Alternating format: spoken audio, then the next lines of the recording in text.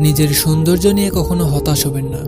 আপনি যেমনই হন, কালো, খাটো, মোটা, কুৎসিত কিংবা চিকন মানুষ, সৃষ্টিকর্তার ইচ্ছাতেই আপনি সৃষ্টি হয়েছেন, মানুষের জন্য নয়। কারো কাছে অসুন্দর হলে সেটা তার দৃষ্টিভঙ্গির সমস্যা। আপনার সৌন্দর্যের বর্ণনা করার মতো যোগ্যতা এই জগতের কারো হয়নি। আপনি কখনোই অসুন্দর হতে পারেন না।